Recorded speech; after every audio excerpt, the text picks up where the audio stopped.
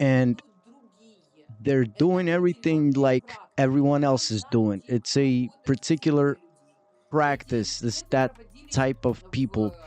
And all of these processes they did in concentration camps and in universities, and there's such a thing as a Stockholm syndrome when people, are victims, but they get to the side of the enforcer, and there was an experiment where they divided uh, teachers and students and they switched their roles, and we all know how that came out.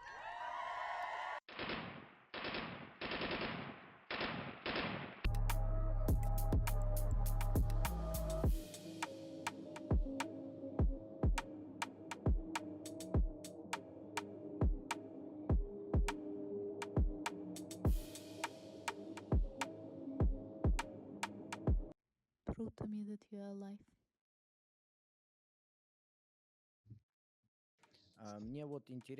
You know what's interesting to me, because I watched all of it on TV when everything was happening in 2014. And the most important question to me is, when did you have that moment of realization that you realize something is going on that's not right? And I also want to say that you are extremely, extremely strong person. So basically, I have this two-sided question. Did you hear me? Yeah, yeah, I heard you. I heard you. Yeah, so, oh, maybe you didn't hear me. Oh, no, I heard you. I heard you. Yeah. Yeah, so my question is, how were the events unfolding in 2014, and when was your breaking point? Breaking point in what? Well, when you realize that something is not right is going on here, and I'm going to be vocal about it. I was I always knew that something was not right, and I was always fighting against it. I talked to people about it. I was against the Maidan coup. It was terrible that they turned the whole city into a dump, and these people came from Western Ukraine that wasn't doing, they weren't doing anything, but they came to Kiev and they set up these tents, and there were, going to the bathroom right outside, there was dump everywhere. These people that came used the city in their own to their own accord, and I understood perfectly that, they're sitting there, and for some reason they have lights, for some reason they have food, for some reason, you know so I knew that this was paid by someone, because revolutions don't just happen by themselves. This was funded by someone, and I knew this wasn't going to end well. And to me, it wasn't like an epiphany, but the shocking thing to me was who I didn't understand who is behind, destroying their own country. That's the one thing that I was wondering about. But I always openly talked about my position, because this was my country. And as a citizen, I had a duty to protect that country and the future of my children. But when I understood that they are killing people, I understood at that moment that doesn't matter how much you say or who you say it to, nothing will change. And from that moment, after I came to Turkey, you know, and I had like this moment when I thought that everything will end, and then the pandemic came, and then I knew that the pandemic was basically the quiet before the storm, and so I started my YouTube channel. I started telling people that something's going to happen, but no one believed me, you know. And me, I'm like an antenna. I feel my surroundings. I feel the environment. I can smell when something is cooking, as you would say. That something's in the air, something's burning. And me, I lived in Ukraine for all these years. I realized that we were like getting deeper and deeper into water, and we're almost not being able to breathe. And I always try to talk to people about it, but people pretended that nothing is happening. And then when I ended up here in Turkey after 2020, I thanked God that God took me out of there before this hell happened and my children. I wanted to ask, I don't know if you want to talk about it. I I don't know where I heard this, but I heard that at that time, maybe not at that time, I don't know, but you had your personal story with your husband, because now your husband, he's a famous actor. He looks like, he's like this super Ukrainian all of a sudden. I don't know if it's a personal story. Maybe you don't want to talk about it. He's such a, super Ukrainian, just like Vladimir Zelensky, the president that takes care of his people. So my husband, he was one of those people that wanted to push his career at the right moment. So he went to the Maidan in 2014 while I was raising the little kids. On Maidan, my son Vanya, he was a year and a half. And I talked to my ex-husband. I told him, listen, this won't end well. But he chose Maidan over his family and his own children. And yeah, he lost his mind. He, there's this expression that a pig will always find their sty.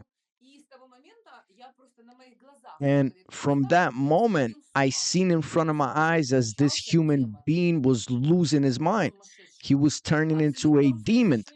He was a Russian speaking man. He came from a Russian speaking family. He has Jewish people in his family. He worked at Russian theaters. He never spoke Ukrainian.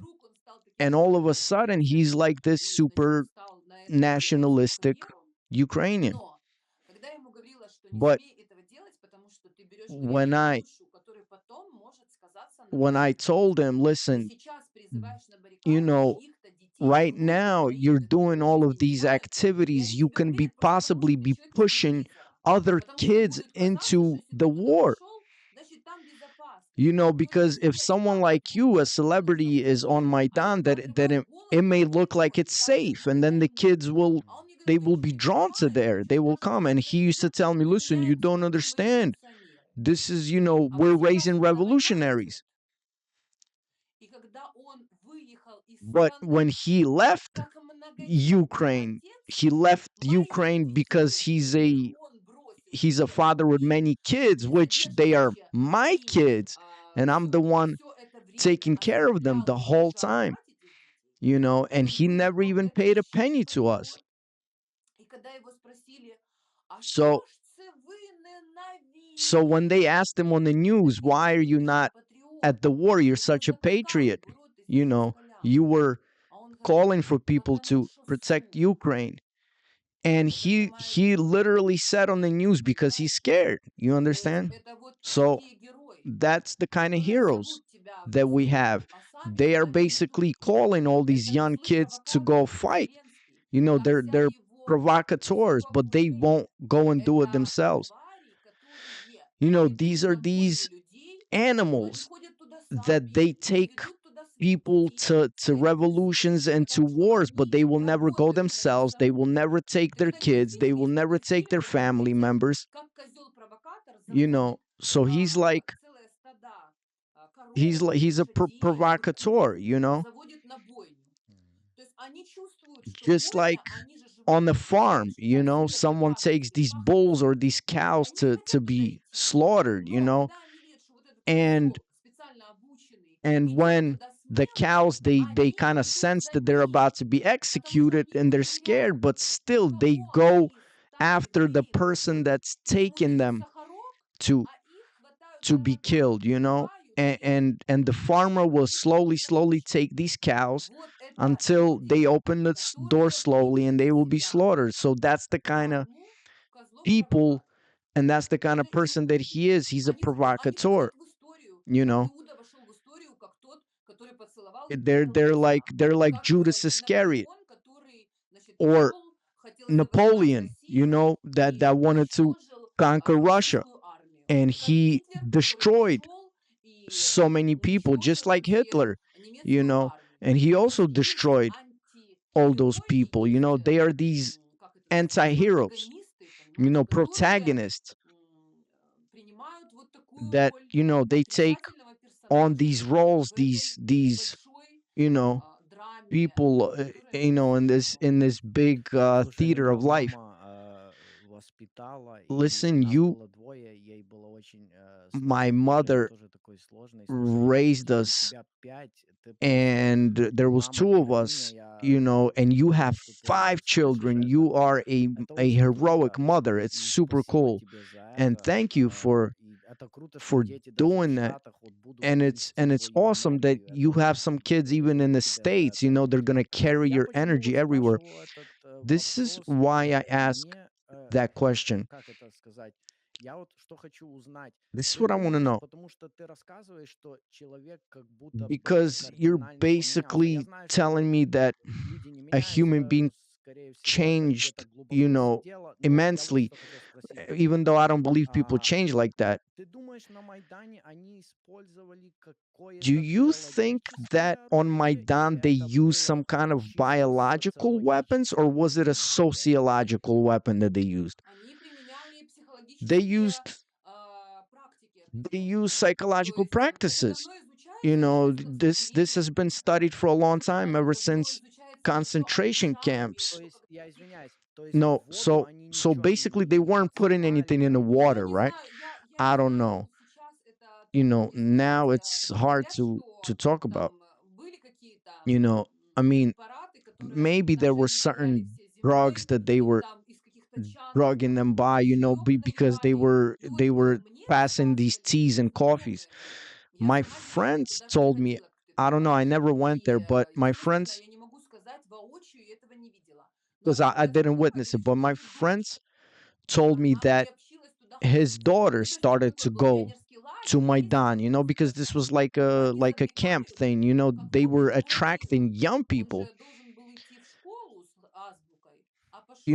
just like Pinocchio. He was supposed to go to school with the book, but he went to the circus. So that's how they attracted young people. And my friend told me that his daughter went, and at some moment he says that my daughter became inadequate. Like, she was always like energetic and laughing, and because she went there for a month, and then her mom took her to the hospital, and they did tests, and it turns out she was on drugs for this whole time. They were basically treating her for a drug addiction later. So obviously, maybe in small doses, you know. But maybe if it's not even drugs, it was definitely alcohol. Beer, vodka. They had everything. And all of this money was coming from we know where. And so it was everything there. It was food. It was alcohol, so like just think about it. They would give these kids money, they could go, they could buy vodka. So of course, if they're being drunk, their brain is not functioning properly. And when a person lands in this in this sty situation, I know how this thing works, because when you come out on stage and there's a plaza with thousands of people, at one moment those people become one organism. They're looking at you as a one informational field, and they're rocking and then they're swinging, they're doing exactly what you want them to do. And especially people that know how to do these psychological tests. They did this in concentration camps and in universities, and we all know what Stockholm syndrome is, when people are victims themselves and they stand all of a sudden on the side of the enforcer. And they had this test when they split um when they split the jail holders and the prisoners, and we know how that ended up, and we know how things are working right now in Ukraine, how victims are becoming on the side of the tzk, which are the people that are catching these, men on the street. So it's, and that's why I call Ukraine a concentration camp, because, there's it's a concentration camp where they have like rich barracks, and then they have like all these bloggers that you talk to them, like, what are you guys thinking about? Oh, you seen the video? Yeah, yeah, I did. I watched your video. That's the first video I seen, that you are talking to Ukrainian bloggers, but they don't understand. They are now the privileged ones, the privileged prisoners. They will sell their own mother. They don't care. They don't care about you. They don't care about me. And all it is a human psyche. You know, and the Buckingham Palace has been working on the human psyche for a very long time. That's how they destroyed Native Americans. You know, because they conquer and divide. They would, you know, they would mix the cocktail of lust and fear and anger.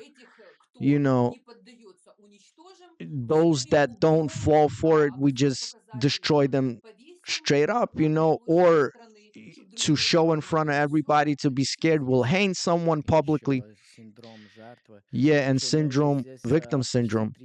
Yeah, we've been here for almost 3 hours. From the bottom of my soul, I'm very thankful. I would love to talk to you again and again. But if you have a little more time, we still have time? I don't know what you're going to do with all of this. No, listen, trust me. It's super interesting. I'm going to translate it. And I'm learning a lot. This is what I wanted to ask you about Putin. Because we know that the Soviet Union didn't just fall apart by itself. We know that in 90s United States put up Yeltsin and everything.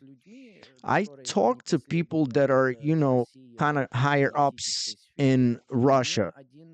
And again, like I asked this one guy, I'm like, look, in the 90s, we know that everything was lawless. We know that Putin and Abramovich, they didn't just climb the social ladder out of nothing.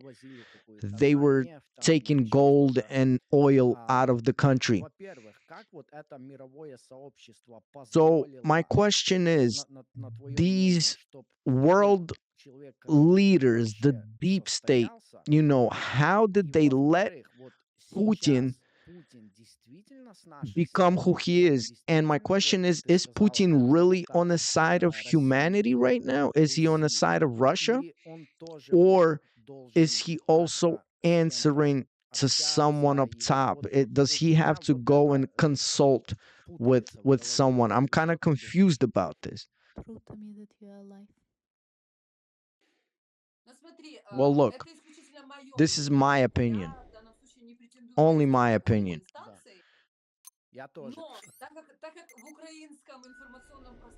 So, you know, in in U- in Ukrainian media, they put the stamp on me that I'm a Putinist. They put sanctions on me, that I called on to people for the president to talk to Putin, because in Ukraine, Putin is supposed to be only a negative connotation, just like Hitler. Everything that's bad is Putin. And I was always neutral, you know. And if you're someone that like has respect or someone for Putin, that's it. You're dead.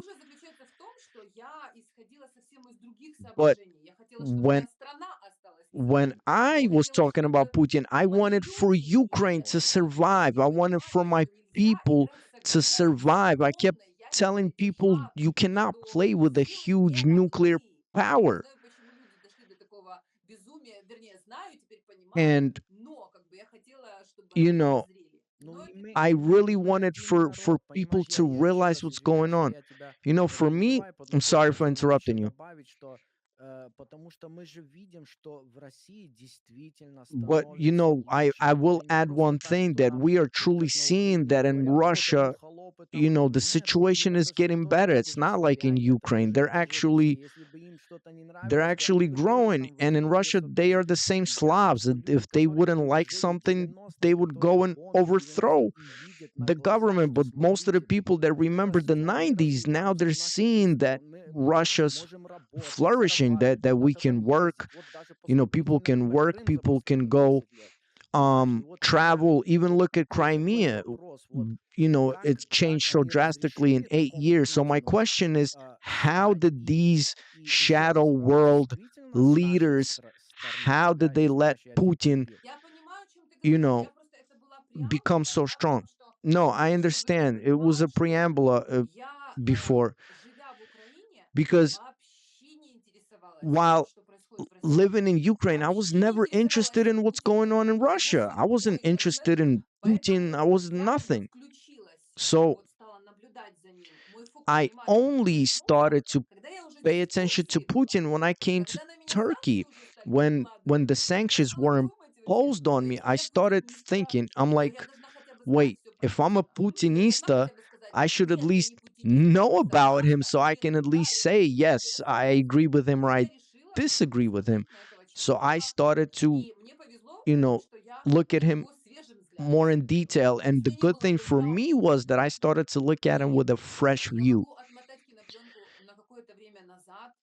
You know, and now I can, it's like rewind the tape and look back at what I seen. I never lived in Russia, but I lived in Soviet Union. And and I don't live in Russia now. I don't need anything from Putin on Russia. So I'm looking at it objectively. So there's a negative dynamic and a positive dynamic. So Yeltsin was a communist. He came to power as a communist, and then he became an oligarchy when he agreed to work with the states. That's a negative dynamic. So if you ask me, why did the shadow government let Putin get so strong? I think because they didn't understand what he wanted to do. Maybe because he's an ex-KGB agent. Maybe he knows these practices of how to become one with the crowd. Maybe he's remembering and watching everything from a different eye. Maybe he's consuming information very quickly.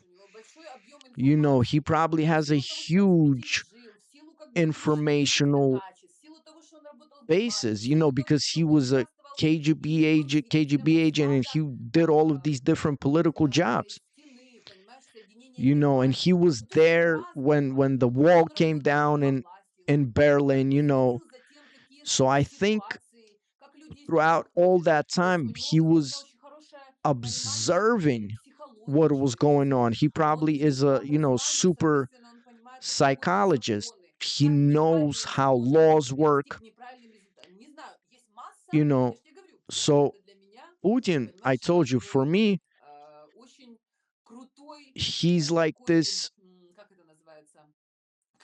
He's like a quest to me. Yeah, I know. He's like that to a lot of people, but a lot of people just don't want to admit it. Oh, of course, human jealousy, no one ever take away. So look, so if Yeltsin had this negative dynamic and that made him fall, then Putin had a positive dynamic and he was growing.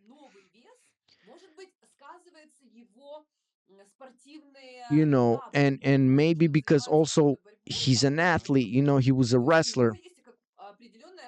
Maybe he knows how to approach the situation or a problem a different way. Maybe he's not one of these people that want to run up and grab, let's say, grenades or something. Maybe he's one of those people that lift weights little by little and get stronger, so then he can go and pick up those grenades. You understand? So, well, first of all, he's a Aries. My oldest son is a Aries, and I observe these people, and I know that these people, they're always cool headed. They always stand back and they analyze the situation. So I think that Putin had this dynamic. He didn't become Putin that he is now overnight. It's one thing, let's say, when I was 30 or 35, because I used to, let's say, give energy to everyone. But now, let's say, when I'm 52, now I have different goals, different motives, different focus. So I think when Putin right now is this older gentleman, and because maybe he had, the life traumas, and he knows now the goals that he has. But the most important thing is he loves people. You can see that when people talk to him, you know whenever he sits there and talks to people for endless hours, when those people ask him questions, you can see that he loves the people. But on the other hand, look at Zelensky hates people. Look at von der Leyen, she hates people. you know and the family in Buckingham Palace, they're looking at people like little pets. So I think that Putin is very humane. You know, I think that he loves the energy of people. And if you think about it, he grew up in St. Petersburg. And because there was a blockade, and he lost his brother, his mother survived the St. Petersburg blockade. And he was raised in an environment where there was blockades and hunger. So I think that he became a human people, unlike all of those animals that are leading the world, that don't give a crap about anybody. I think that he actually has a heart.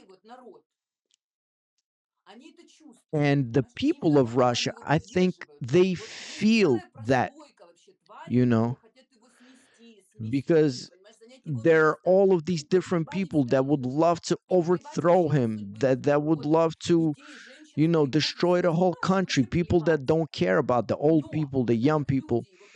But because the people of Russia can feel him and they know that there is no one even close to him on the horizon. That's why they're hanging on to him. I mean, look at Putin. He's in great shape. Look at Biden. This guy is, he was basically going crazy for the past 4 years, you know, and we were kind of.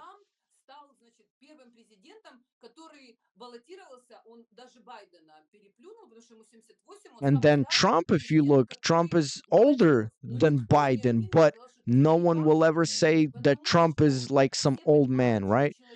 Because people know that, yeah, Trump is older, but he's a man with wisdom, and as long as he has the energy, those are special people. That's why age has nothing to do with it. Like, look at Trump. You probably beat a 40-year-old. So I think that Putin is someone. He's a special case, and a lot of people can't really give him a proper grade. But we can see how much people love him, and we can see how people respect working with him, and that Russia is not ashamed of Putin, because Russia was ashamed of Yeltsin, because we, the kids of the Soviet Union, we thought, that we had this, we came out of this empire. We never wanted to be ashamed. I remember when my grandmother, when Yeltsin was was in office, you know, because I remember my grandma, she was sitting there, she survived World War II, she survived all kinds of stuff, and she was sitting there watching TV, and she used to say, "Oh my God, how much do I hate this Yeltsin?" And I would ask him, like, and I would ask her, why do you hate him? And she would say, he's a toad. That guy is a toad. She felt, you know, that this wasn't a good person, but now people feel that Putin cares about them, that they have hope, you know, and the whole world can be screaming, "Look, it sucks in Russia," but only people in Russia can say how it is in Russia. But there's no ideal countries, you know. And if a person works hard, it's they're gonna have it good anywhere. And if a person is lazy, they're not gonna have it good anywhere.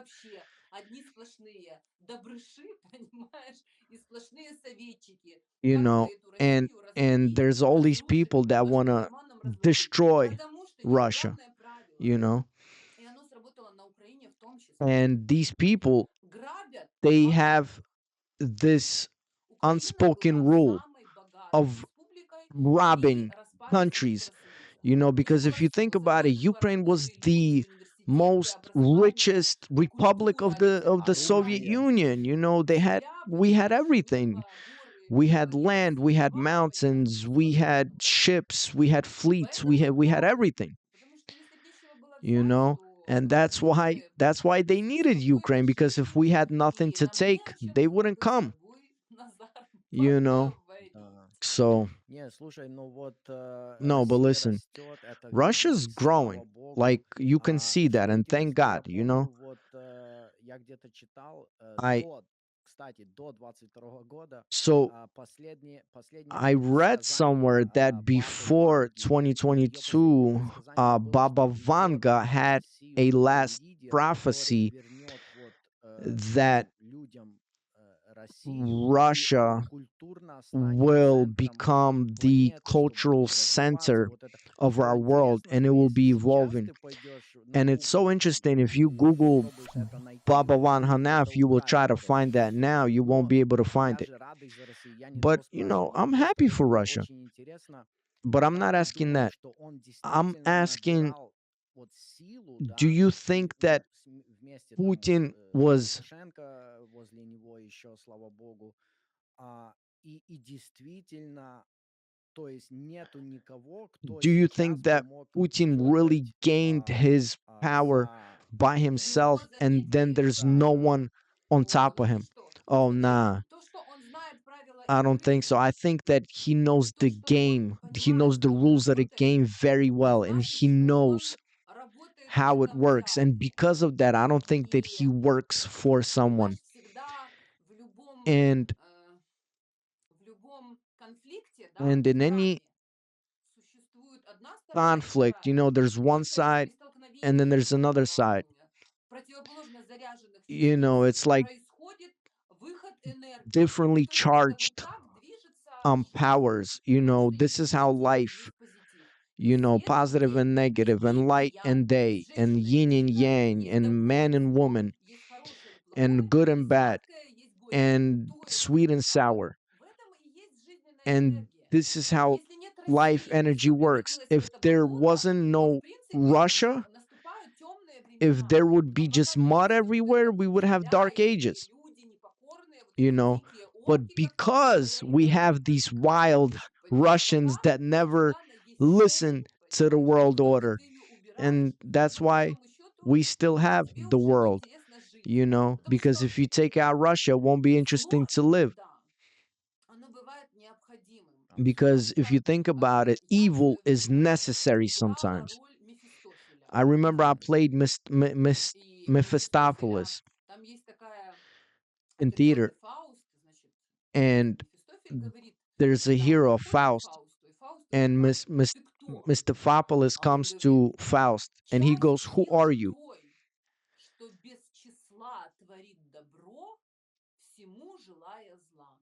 "I am that which is good, but performs so much good that it becomes bad." So that's why when people appreciate the sun, because there's a darkness, so imagine if there was sun all the time, and and it was people, would become at one point paranoid that it's the sun all the time because it will burn you alive. So now in our world we have light and we have darkness. We have the civilization of the sea and the civilization of the land.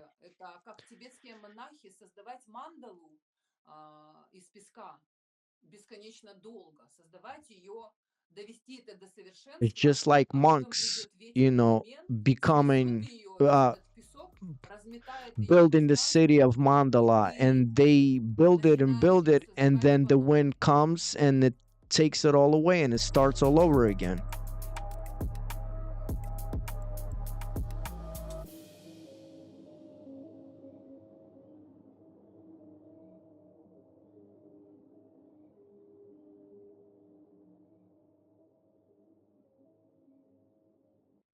Prove to me that you are alive.